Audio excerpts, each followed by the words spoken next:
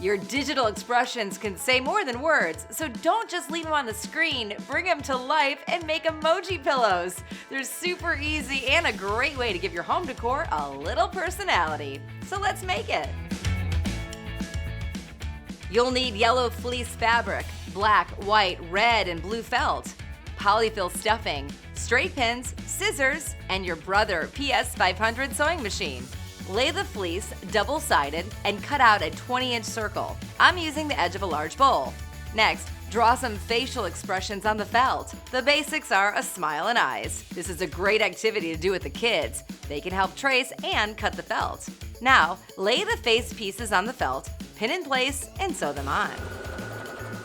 Putting the two fleece circles right sides together, pin in place, sew around the edge, leaving an opening. Stuff the empty pillow so it's full and fluffy. Pin the opening closed and hand stitch together. And there you have it, a real-life emoji. You can make different expressions to create multiple pillows to tell your every mood.